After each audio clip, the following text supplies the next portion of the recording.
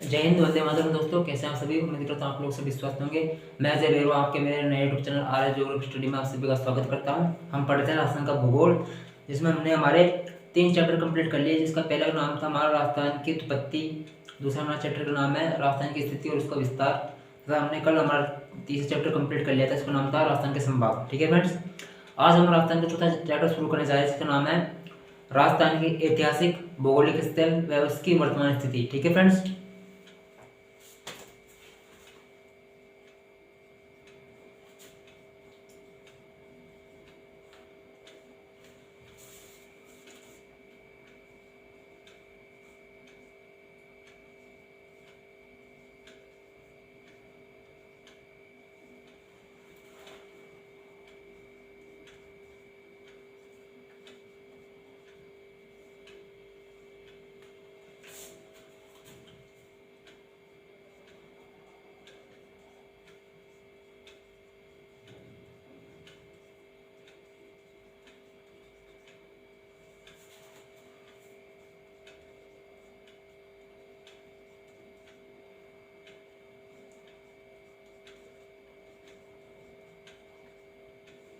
राजस्थान के ऐतिहासिक एवं भौगोलिक स्थल और वर्तमान स्थिति।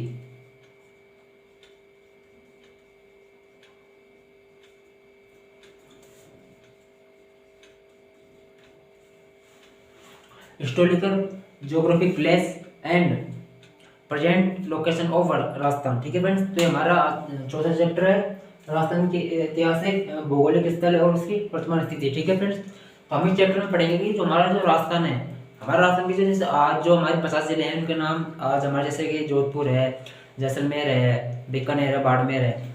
लेकिन जब हमारा राजस्थान का जब क्या नाम है, यहाँ पे जब प्रिंसेस स्टेट हुआ करता है हमारा राजस्थान, जब यहाँ पे राजाओं का शासन था, तो उस टाइम हमारे यहाँ के जो खानों का नाम जैसे जैसलमेर, जोधपुर, बाड़मेर अगर ये नहीं थे, इससे पहले हमारे ऐतिहासिक दृष्टि से इनके अन्य नाम थे। जैसे कि हम बीकानेर को पहले जंगल प्रदेश कहा जाता था, और हमारे जो राजस्थान के उत्तर में जो हमारा श्री गंगानगर है उसको हमारे यहाँ पे योध्या प्रदेश कहा जाता है। गंगानगर और हनुमानगढ़ को योध्या प्रदेश कहा जाता था। और जैसे कि हमारे जयपुर वाला इलाका, जयपुर दौसा टोंक वाला इलाका, इसको हमारे यहाँ पे ढूंढार प्रदेश कहा जाता था।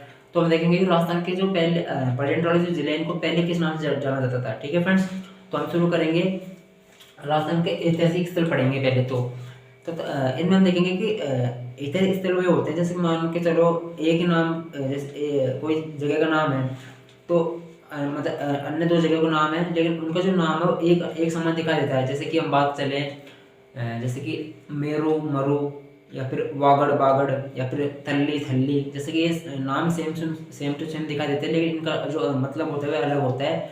तो आज हम देखेंगे कि जो हमारा जो पहला नाम है वो किस प्रकार है। ठीक है फ्रेंड्स, तो हमारा जो पहला नाम है राजस्थान का वो है हमारा वागड़, और दूसरा जो नाम हमारा है बांगड़। ठीक है फ्रेंड्स, पहले में बै वन वाला बै आ रहा है तो वागड़, दूसरे में बै बकरी वाला बै आ रहा है तो बांगड़। ठीक है फ्रेंड्स, इसमें न की ध्वनि आ रही है, पर इसमें कोई ध्वनि नहीं आ रही है, ये वागड़ है और ये बांगड़ है। ठीक है फ्रेंड्स, अब ये दोनों शब्द एक जैसे दिखाई दे रहे हैं, वागड़ और बांगड़। अब इनका अंतर क्या है देखते हैं। जो हमारा जो वागड़ प्रदेश है, ये हमारे राजस्थान के दक्षिणी भाग को कहा जाता है। ठीक है फ्रेंड्स, राजस्थान के दक्षिणी भाग को वागड़ प्रदेश कहा जाता है, जहाँ पर भील जनजाति अत्यधिक जनसंख्या में निवास करती है। ये आपको मैंने कल जब राजस्थान के संभाग पढ़ रहे थे, तो हमने कल डूंगरपुर, प्रतापगढ़ और बांसवाड़ा, जब हमने आपको बांसवाड़ा संभाग पढ़ाया था, मैंने आपको बताया था कि इन तीनों जिलों में 60% जनसंख्या हमारी निवास करती है, लेकिन वो हमारी अनुसूचित जनजाति एसटी थी, लेकिन यहाँ पर अधिक मात्रा में भील जनजाति ज़्यादा निवास करती है।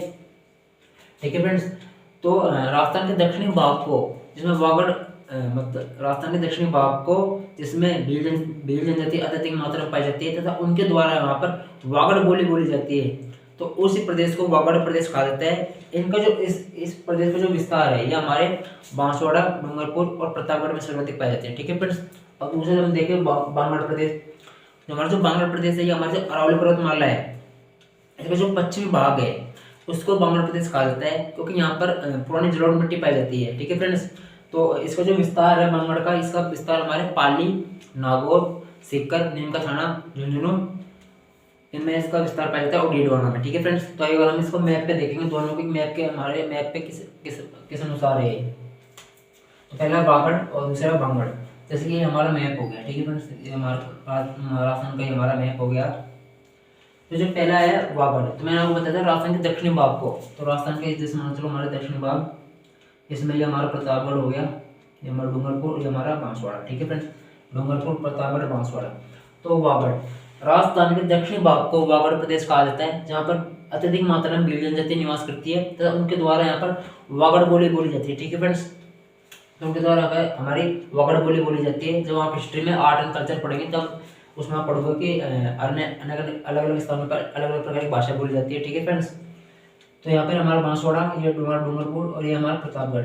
तो वागड़ प्रदेश का अर्थ है वो है कि राजस्थान के दक्षिणी भाग को वागड़ प्रदेश कहा जाता है, जहाँ पर भील जनजाति अत्यधिक मात्रा में निवास करती है तथा उनके द्वारा वागड़ बोली बोली जाती है। तथा इस क्षेत्र का विस्तार हमारे राजस्थान के बांसवाड़ा, डूंगरपुर और प्रतापगढ़ में इसका विस्तार पाया जाता है। ठीक है फ्रेंड्स, और हम देखते हैं जो हमारा बांगड़ प्रदेश है, तो ये तो हो गया हमारा वागड़ प्रदेश कंप्लीट हो गया। ठीक है फ्रेंड्स, अब हमारा दूसरा बांगड़ बांगड़ प्रदेश है, वो है हमारे, जैसे मान चलो उसको मिटा देते हैं एक बार, ये हमारी अरावली पर्वतमाला है। अरावली पर्वतमाला का उत्तरी भाग है ना, उत्तरी भाग ये तो संकरा है, उसका जो दक्षिण भाग है हमारा चौड़ा हुआ है, मतलब फैला हुआ भाग है। ठीक है फ्रेंड्स, अरावली पर्वतमाला के पश्चिम में, मतलब बांगड़ प्रदेश बता रहा हूँ मैं, बांगड़ अरावली पर्वतमाला के पश्चिम में, अरावली पर्वतमाला के पश्चिमी भाग को बांगड़ प्रदेश कहा जाता है। ठीक है फ्रेंड्स, तथा यहाँ पर पुरानी जलोढ़ मिट्टी पाई जाती है। ठीक है फ्रेंड्स, जैसे कि मान के चलो यहाँ से हमारी जैसे कि लूनी नदी बहती है। उसके बाद हमारे यहाँ पे हिमाचल प्रदेश से निकल के आती है नदी, उसका नाम है यहाँ पे सरस्वती नदी, जो हमारे यहाँ की सबसे बड़ी नदी, मतलब राजस्थान पश्चिम राजस्थान सबसे बड़ी नदी थी सरस्वती नदी, जो अब विलुप्त हो चुकी है।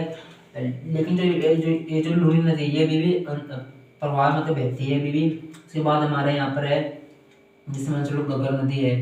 इन घग्गर नदी का विस्तार है वो हमारे श्रीगंगानगर और हनुमानगढ़ में पाया जाता है। ठीक है फ्रेंड्स, तो यहाँ पे एक नदी हमारी यहाँ पे ज्वाई नदी है, एक तो हमारी लूनी नदी होगी, एक हमारे यहाँ पे ज्वाई नदी बहती है। ठीक है फ्रेंड्स, तो इनके अलावा भी और यहाँ पे पुरानी नदियाँ बहती थी, लेकिन अब जो है वो विलुप्त हो चुकी हैं। तो उनके द्वारा जो मिट्टी लाई जाती है जिसको जलोढ़ मिट्टी कहा जाता है। ठीक है फ्रेंड्स, तो उसके द्वारा जो मैदान बना हुआ है उसको मरुस्थल कह रहे हैं आज, लेकिन जो मैदान बना हुआ है जो हमारे अरावली पर्वतमाला के पश्चिम में है। ठीक है फ्रेंड्स, तो उसको हमारे बांगड़ प्रदेश कहा जाता है। और इसका जो विस्तार पाया जाता है बांगड़ प्रदेश का, वो हमारे एक तो हमारा पाली, ठीक है फ्रेंड्स, हमारा पाली है जो हमारे यहाँ पर पड़ता है, ये हमारा पाली, ये हमारा जोधपुर हो गया, ये हमारा बाड़मेर, ये हमारा जालोर, फिर हमारे यहाँ पे सिरोही, ये पाली। उसके बाद हमारे यहाँ पे नागौर, उसके बाद हमारे यहाँ पे सीकर। ठीक है फ्रेंड, तो सीकर से ही हमारे नीम का थाना लगा हुआ है। उसके बाद हमारे यहाँ पे झुंझुनू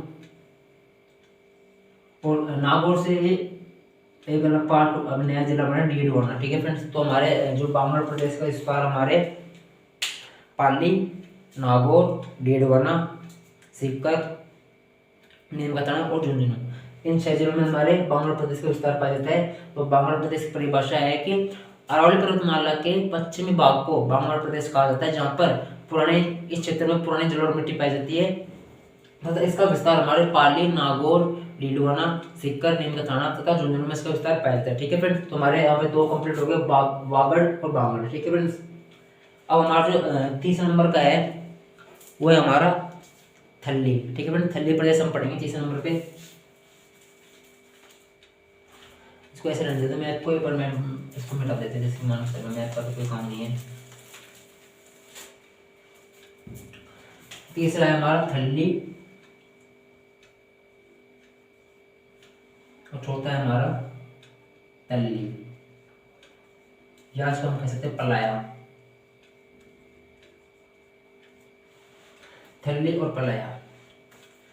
थल्ली प्रदेश का मतलब होता है कि हमारा जो मरुस्थल होता है, मरुस्थल में जैसे मान के चलते हैं हमारे मरुस्थल में रेत के जो टीले होते हैं, जैसे मान के चलो ये हमारा मरुस्थल, मान के चलो हमारा मरुस्थल हो गया डेजर्ट मरुस्थल। अब इसमें जैसे मान चलते हैं हम देखते हैं कि मरुस्थल में हमारे रेत के ऊंचे टीले पाए जाते हैं। ठीक है फ्रेंड्स, इसमें लिखा हुआ है जैसे मान चलो हमारा टीले हो गए रेत के। तो थल्ली का मतलब होता है कि मरुस्थल में बालू का स्तूप हो गए, इनको हमारे रेगिस्तान में जोग्राफी भाषा में बालू का स्तूप कहा जाता है। ठीक है फ्रेंड, रेत की टीलों को जोग्राफी भाषा में बालू का स्तूप कहा जाता है। तो इसकी जो परिभाषा होगी थल्ली की, वो होगी कि मरुस्थल में हमारे बालू का स्तूपों के ऊंचे ऊंचे भाग को, मतलब ये हमारा ऊंचा ऊंचा भाग, तो ये ऐसे। तो जैसे कि हमारे कोनिकल फॉरेस्ट होते हैं, या फिर हम मान जैसे हमारा त्रिभुज हो गया, या फिर हम जैसे सॉफ्टी खाते हैं, सॉफ्टी का हम जैसे मान लो उल्टा करते हैं सॉफ्टी को, तो उसका जो ऊपर वाला जो पॉइंट वाला जो पार्ट है, पॉइंट वाला, तो उसको हमारे यहाँ पे राजस्थान में थल्ली कहा जाता है। ठीक है फ्रेंड्स, तो इसकी परिभाषा हो जाएगी, मरुस्थल में बालू का स्तूपों के ऊंचे ऊंचे भाग को थल्ली कहा जाता है। इनका विस्तार हमारे बीकानेर तथा चूरू में पाया जाता है। ठीक है फ्रेंड्स, मतलब ये इस प्रकार के जो प्रदेश है, थल्ली प्रकार के प्रदेश है, हमारे बीकानेर तथा चूरू में पाए जाते हैं। थल्ली बराबर बीकानेर व चूरू। ठीक है फ्रेंड्स, बीकानेर तथा चूरू में पाया जाता है। ठीक है फ्रेंड्स, थल्ली का, तो थल्ली की परिभाषा हो जाएगी कि मरुस्थल में बालू का स्तूपों के ऊंचे ऊंचे भाग को थल्ली कहा जाता है तथा इनका विस्तार बीकानेर व चूरू में इसका विस्तार पाया जाता है, क्योंकि यहाँ पर कोई नदी नहीं पाई जाती। चूरू और बीकानेर ऐसे जिले हैं जहाँ पर हमारे कोई भी नदी नहीं पाई जाती। ठीक है फ्रेंड्स, हमारा दूसरा पार्ट है तल्ली या फिर पलाया। ठीक है फ्रेंड्स, तो भाई थल्ली तो हमारे बीकानेर और चूरू में पाई जाती है। ठीक है फ्रेंड्स, अब हम बात करें तल्ली या फिर पलाया की। अब इसमें मान चलो हमारा मरुस्थल है, मरुस्थल में हमारे बालू का स्तूप है, तो भाई ऊंचा ऊंचा भाग, ये वाला जो भाग है तुम्हारा हो गया थल्ली। अब ये जो है, ये वाला जो जैसे मान चलो ये है, ये वाला जो पार्ट है, ये वाला और ये वाला, इसको हमारे यहाँ पर तल्ली या फिर पलाया कहा जाता है। तो इसकी जो परिभाषा होगी वो होगी कि बालू के स्तूपों के निम्न भूमि क्षेत्र, निम्न भूमि या फिर मध्य भूमि वाले क्षेत्र को तल्ली या फिर पलाया कहा जाता है। ठीक है फ्रेंड्स, मतलब बालू का स्तूपों के निम्न भूमि क्षेत्र या फिर मध्य भूमि क्षेत्र को तल्ली या फिर पलाया कहा जाता है। ठीक है फ्रेंड्स, इस वाले भाग को तल्ली या फिर पलाया कहा जाता है मरुस्थल के। इनका जो विस्तार है, तल्ली या फिर पलाया का सर्वाधिक विस्तार हमारे जैसलमेर में पाया जाता है। ठीक है फ्रेंड्स, तल्ली या फिर पलाया का सर्वाधिक विस्तार हमारे जैसलमेर में पाया जाता है, और थल्ली का हमारे पाया जाता है बीकानेर और चूरू में। ठीक है फ्रेंड, थल्ली का मतलब होता है बालू के स्तूपों के ऊंचा भाग, ये वाला, और तल्ली का मतलब होता है निम्न भूमि क्षेत्र, मतलब ये वाला।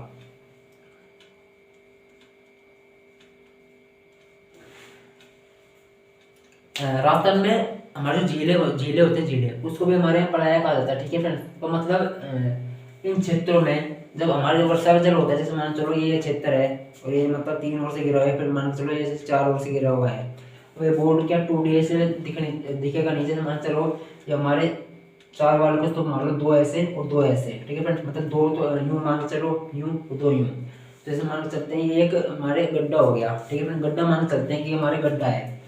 अब इसमें जैसे मान चलो हमारी जब बारिश होती है, तो बारिश के पानी के भर जाने के कारण यहाँ पर कुछ समय के लिए अस्थायी झीलों का निर्माण होता है।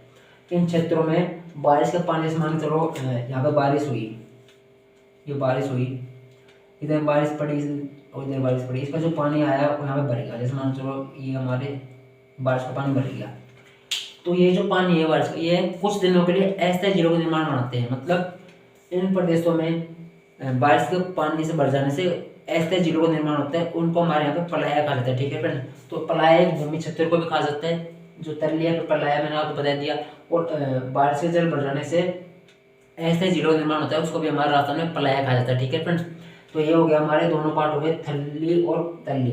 थल्ली का मतलब होता है मरुस्थल के या फिर बालू का स्तूपों के ऊंचे ऊंचे भागों को थल्ली कहा जाता है, जिसका अधिकांश विस्तार बीकानेर और चूरू में पाए जाते हैं तथा यहाँ पर कोई नदी नहीं पाई जाती। ठीक है फ्रेंड, उसके बाद हमारा तल्ली या फिर पलाया। बालू के स्तूपों के निम्न भूमि क्षेत्र या फिर मध्य भूमि क्षेत्र को तल्ली या फिर पलाया कहा जाता है, जिसका विस्तार हमारे जैसलमेर में सर्वाधिक पाया जाता है तथा इनमें वर्षा जल भर जाने के कारण ऐसा झीलों का निर्माण होता है, जिसको भी हमारे यहाँ पर पलाया कहा जाता है। ठीक है फ्रेंड्स, अब मैंने आपको बता दिया पलाया झील। अब हमारे भारत में एक हमारे क्रेटर झील का निर्माण होता है, क्रेटर झील का निर्माण।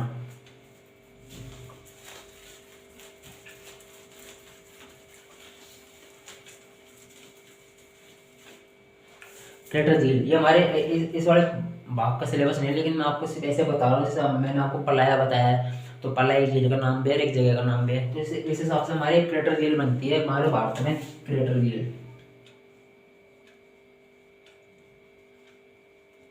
क्रेटर झील का मतलब ये होता है कि जैसे मान लो चलो हमारे को ज्वालामुखी था, वो पहले तो मतलब उसे ज्वालामुखी मतलब उसे लावा नहीं करता था, वो 40 ज्वालामुखी था, लेकिन कुछ समय पश्चात कि वह मतलब बुझ गया, मतलब वो शांत ज्वालामुखी हो गया, उससे अब कोई ज्वालामुखी नहीं निकलते। ठीक है फ्रेंड्स, तो जैसे मान लो चलो ये हमारा ज्वालामुखी है, ये पहले तो उद्गार होता था इसमें से, ये पहले तो 40 ज्वालामुखी था, तो इसमें से पहले लावा निकलता था। ठीक है फ्रेंड्स, लेकिन कुछ समय से ये ज्वालामुखी मतलब बुझ गया है, शांत हो गया, इससे अब कोई भी लावा नहीं निकलता है।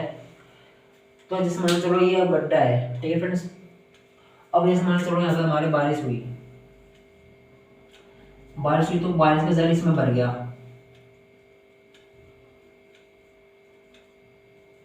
और भूमि का जल भी ऊपर आ गया। मतलब ज्वालामुखी होती है हमारे धरती के अंदर तक जैसे होते हैं, मतलब हमारे धरती से तो हमारे ज्वालामुखी मतलब ज्वालामुखी निकलते हैं, लावा निकलता है।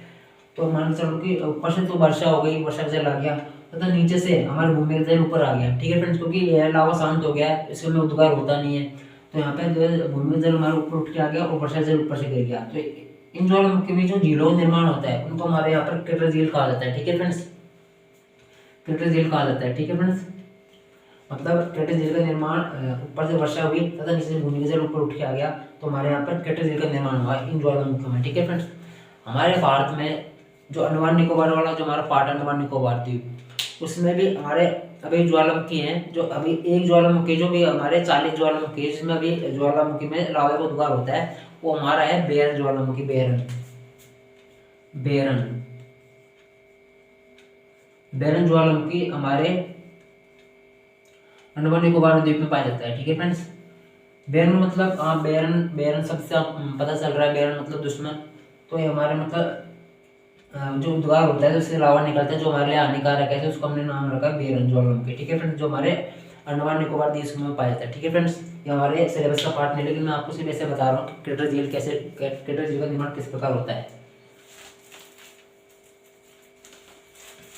हमने 4 हमारे वो ऐतिहासिक प्रदेश पढ़ लिए है। ठीक है फ्रेंड्स, अब हम पढ़ेंगे हमारा 5वां है, तो नाम है मरु, मरु प्रदेश, और 6ठा है हमारा मेरू प्रदेश। तो मरु से आपको साफ पता चल रहा होगा, मरु मतलब मरुस्थल। तो राजस्थान के पश्चिमी भाग में जो मरुस्थल है हमारा, उसको हमारे यहाँ पे मरु प्रदेश कहा जाता है, क्योंकि नाम से देखो मरु, और मरु से मरुस्थल। ठीक है फ्रेंड्स, तो मरु की परिभाषा है कि राजस्थान के पश्चिमी क्षेत्र में पाए जाने वाले मरुस्थल को मरु प्रदेश कहा जाता है। ठीक है फ्रेंड्स, उसका निर्माण तैतीस सागर से हुआ है। जब हमने हमारे राजस्थान की उत्पत्ति पढ़ी थी, जब मैंने आपको बताया था कि हमारे राजस्थान में, हमारे राजस्थान की उत्पत्ति GOT से हुई है। जी मतलब गोंडवाना, और टी मतलब तैतीस सागर। तैतीस सागर से हमारे एक तो हमारे मरुस्थल का निर्माण हुआ था, मरुस्थल का, एक हमारे उत्तरी मैदान, उत्तरी विशाल मैदान का निर्माण हुआ था, तथा तीसरा हमारे जो हमारे हिमालय पर्वतमाला है उसका निर्माण तैतीस सागर से हुआ था। ठीक है फ्रेंड, तैतीस सागर से हमारा हिमालय पर्वत, उत्तर का विशाल मैदान, तथा हमारा थार का मरुस्थल, मतलब हमारा मरुस्थल का निर्माण तैतीस सागर से हुआ है। ठीक है फ्रेंड्स, तो मरु का प्रदेश मतलब मरु का अर्थ हो गया कि राजस्थान के पश्चिमी भाग में पाए जाने वाले मरुस्थल को, राजस्थान के पश्चिमी भाग में पाए जाने वाले मरुस्थल को मरु प्रदेश कहा जाता है। ठीक है फ्रेंड्स, इसका विस्तार मतलब इसका विस्तार नहीं पाया जाता, इसका निर्माण है जो हमारे तैतीस सागर पे हुआ है। ठीक है फ्रेंड्स, अब उसके बाद में है हमारा मेरू। तो हमारे मेरू जैसे हमारे अरावली पर्वतमाला है, उसी प्रकार हमारे राजस्थान में एक पर्वत हुआ करता था, मेरू पर्वत। ठीक है फ्रेंड्स, तो उसके अनुसार हमारे जो अरावली पर्वतमाला है और जो मेरू पर्वतमाला थी, सेम टू सेम दिखाई देती है। ठीक है फ्रेंड्स, तो मेरू मतलब हमारे अरावली पर्वतमाला को ही मेरू नाम दिया गया है, तो इसकी जो परिभाषा होगी वो हो जाएगी कि अरावली पर्वतमाला को ही मेरू प्रदेश कहा जाता है। ठीक है फ्रेंड्स, अरावली पर्वतमाला को मेरू प्रदेश कहा जाता है, तथा इसका निर्माण, मेरू का निर्माण हुआ है हमारे जो गोंडवाना लैंड है उससे इसका निर्माण हुआ है। ठीक है फ्रेंड्स, मैंने आपको राजस्थान की उत्पत्ति पढ़ी थी, मैंने आपको इसका पूरा विस्तार बताया था। ठीक है फ्रेंड्स, कि हमारे गोंडवाना लैंड से हमारे अरावली पर्वतमाला तथा हमारे हाड़ौती के पठार का निर्माण हुआ है। ठीक है फ्रेंड्स, तो मेरू का मतलब हो जाएगा कि अरावली पर्वतमाला को मेरू प्रदेश कहा जाता है, तथा इसका निर्माण गोंडवाना लैंड से हुआ है, तथा ये जो हमारा पार्ट है अरावली पर्वतमाला, ये हमारा राजस्थान सबसे प्राचीनतम भाग है, प्राचीनतम भौतिक प्रदेश हम कह सकते हैं, इसको प्राचीनतम भाग कह सकते हैं। ठीक है फ्रेंड्स, ये सब बातें मैं आपको राजस्थान की उत्पत्ति जब मैंने आपको पहला चैप्टर पढ़ा, जब मैंने आपको सारी चीजें बता दी। ठीक है फ्रेंड्स, तो मरु मतलब राजस्थान में पाए जाने वाले पश्चिमी भाग में पाए जाने वाले मरुस्थल को मरु प्रदेश कहा जाता है, जिसका निर्माण तैतीस सागर पे हुआ है। तथा जो मेरू है, मेरू का मतलब अरावली पर्वतमाला को मेरू प्रदेश कहा जाता है, जिसका निर्माण गोंडवाना लैंड पे हुआ है तथा ये हमारा राजस्थान सबसे प्राचीनतम भूभाग है। ठीक है फ्रेंड्स, प्राचीनतम भूभाग। ठीक है, तो हमारे यहाँ पे 6 हमने कंप्लीट कर लिए। अब हम सातवां देखेंगे, हमारा सातवां सातवां है हमारे, एक तो हमारा माल, दूसरा हमारे मालव प्रदेश,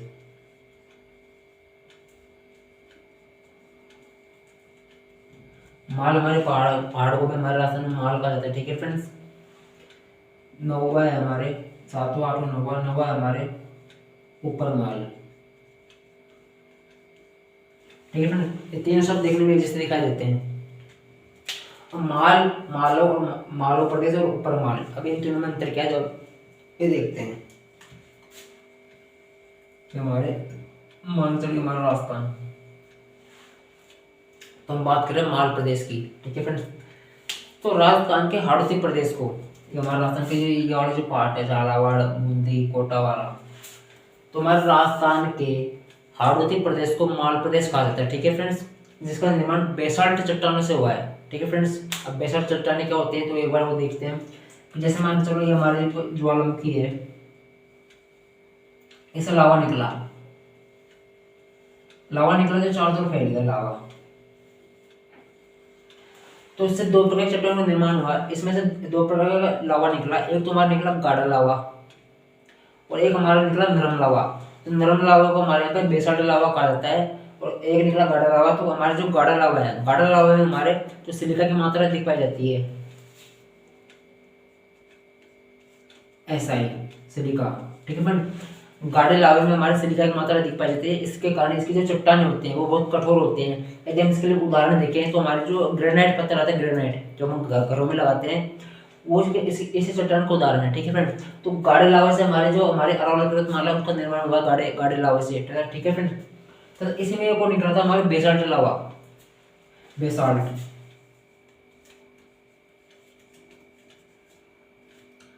बेसाल्ट लावा होता है, इसमें सिलिका की मात्रा बहुत कम पाई जाती है तथा इससे बेसाल्ट लावा से जिन चट्टानों का निर्माण हुआ जो हमारे सॉफ्ट रॉक हो सकती हैं, उनसे हमारे जो हाड़ौती का पठार है इसका निर्माण हुआ है। ठीक है फ्रेंड, तो हमारे गाढ़े लावा से तो हुआ है हमारे अरावली पर्वतमाला का निर्माण और बेसाल्ट चट्टानों से हमारे हाड़ौती का पठार का निर्माण। ठीक है फ्रेंड, तो इसका मैंने आपको जो बताई थी परिभाषा वो थी कि माल प्रदेश की परिभाषा बता रहा हूँ। तो राजस्थान के हाड़ौती प्रदेश को माल प्रदेश कहा जाता है, तो इसका निर्माण बेसाल्ट चट्टानों से हुआ है। ठीक है फ्रेंड्स, तो इसकी परिभाषा हो गई। अब इसे हम देखते हैं कि जो माल प्रदेश में विस्तार कहाँ कहाँ पाया जाता है। ठीक है फ्रेंड्स, तो जो हमारा जो माल प्रदेश है इसका विस्तार हमारे कोटा, बारा, बूंदी, झालावाड़। ठीक है फ्रेंड्स, तो इन क्षेत्रों में माल प्रदेश का विस्तार पाया जाता है। ठीक है फ्रेंड्स, तो हाड़ौती प्रदेश मैंने आपको शुरू में पढ़ाया था, हाड़ौती प्रदेश या फिर हमारा हाड़ौती पठार। जब मैंने आपको बताया था कि इसमें 4 जिले आते हैं हमारे कोटा, बारा, बूंदी और झालावाड़। वैसे तो इसमें 7 जिले आते हैं लेकिन मुख्यतः ये 4 जिले आते हैं। ठीक है फ्रेंड्स, तो हमारा माल प्रदेश कंप्लीट हो गया। अब हम देखते हैं जो हमारे जो मालव है, मालव प्रदेश ये इसका क्या है। तो हम जैसे मान सकते हैं ये हमारा तो है राजस्थान के हमारे पड़ोसी राज्य है मध्य प्रदेश। ठीक है फ्रेंड्स, तो मध्य प्रदेश में आपने नाम सुना होगा मालवा का पठार। हमारा राजस्थान में कहते हैं मालव और मध्य प्रदेश में जाकर कहते हैं मालवा। तो आपने इंडियन ज्योग्राफी पढ़ी होगी तो इसमें हमने पढ़ा होगा मालवा का पठार। यदि आपने नहीं पढ़ेगी तो हम हमारा राजस्थान ज्योग्राफी जैसे खत्म होगी इसके बाद हम हमारी इंडियन ज्योग्राफी शुरू करेंगे, तो इसमें हम पढ़ेंगे हमारा मालवा का पठार। ठीक है फ्रेंड्स, तो हम भारतीय भौतिक प्रदेश पढ़ेंगे तो इसमें हम मालवा पठार पढ़ेंगे।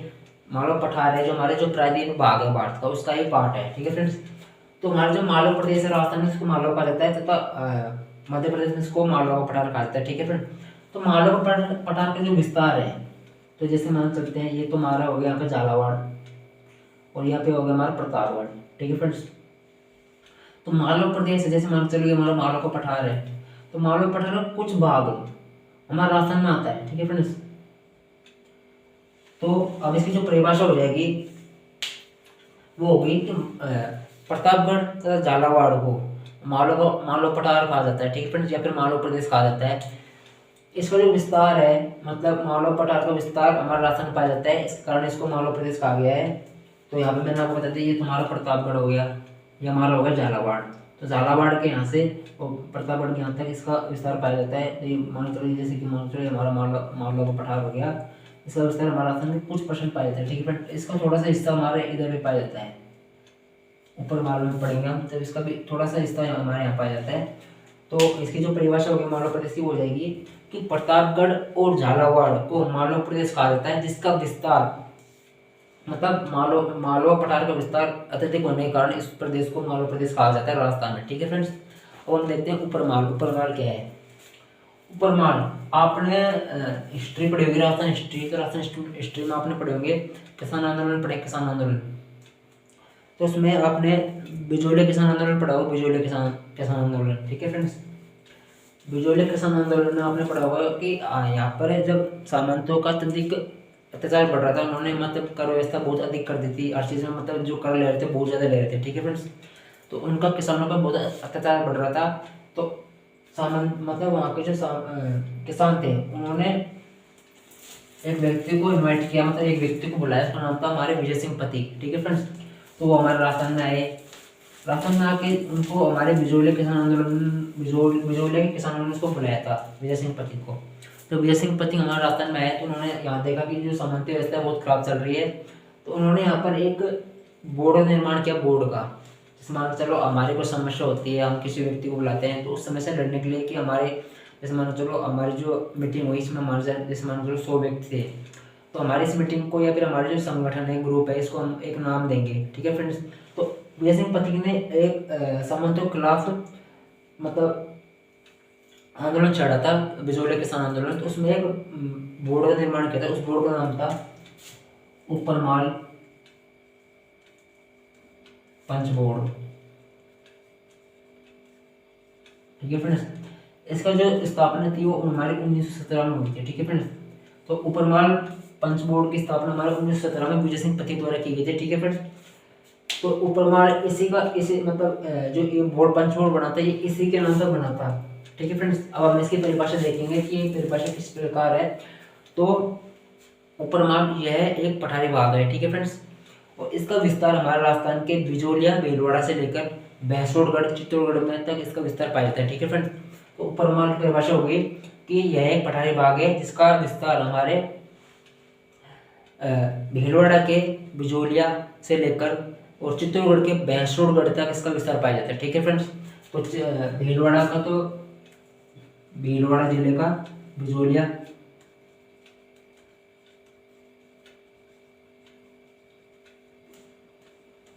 तथा चित्तौड़गढ़ का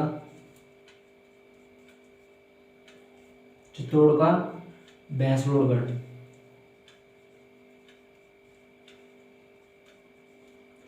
ठीक है फ्रेंड्स। तो उपरमाल की परिभाषा हो जाएगी भीलवाड़ा के बिजोलिया से लेकर चित्तौड़गढ़ के भैंसोड़गढ़ तक इसका विस्तार पाया जाता है, उसे उपरमाल कहते हैं, ठीक है फ्रेंड। तो माल क्या है? माल के बारे में हम देखते हैं कि माल प्रदेश राजस्थान के हाड़ौती पठार को माल प्रदेश कहा जाता है, जिसका विस्तार हमारे कोटा, बारा, बूंदी, झालावाड़ तक इसका विस्तार फैला हुआ है तथा इसका जो निर्माण हुआ है वो हमारे बेसाल्ट चट्टानों से इसका निर्माण हुआ है, ठीक है फ्रेंड्स। इस बात हम देखते हैं मालवा प्रदेश। तो मालवा प्रदेश की परिभाषा थी कि प्रतापगढ़ तथा झालावाड़ के भौगोलिक क्षेत्र को मालवा प्रदेश कहा जाता है तथा मालवा पठार का विस्तार यहाँ पर अत्यधिक पाया जाता है, ठीक है फ्रेंड्स। तो ये हमारा मालवा प्रदेश हो गया। इसके बाद हमारा उपरमाल है कि यह एक पठारी भाग है तथा यह बिजोलिया भीलवाड़ा से लेकर भैंसोड़गढ़ चित्तौड़ तक इसका विस्तार पाया जाता है, ठीक है फ्रेंड्स। तो हमारे नौ ऐतिहासिक और भौगोलिक स्थल हो गए, ठीक है फ्रेंड्स। तो आज के लिए इतना ही, मिलते हैं कल की वीडियो में। यदि आपको वीडियो अच्छी लगी हो तो वीडियो को लाइक करें, वीडियो को शेयर करें, वीडियो कमेंट करें तथा बेल आइकन को दबाएं ताकि हमारा जो भी कोई नया नोटिफिकेशन हो सबसे पहले आपके पास पहुंचे, ठीक है फ्रेंड। और चैनल को सब्सक्राइब करें, ठीक है फ्रेंड। जय हिंद, जय भारत। मिलते हैं कल की नई वीडियो में, ठीक है फ्रेंड्स।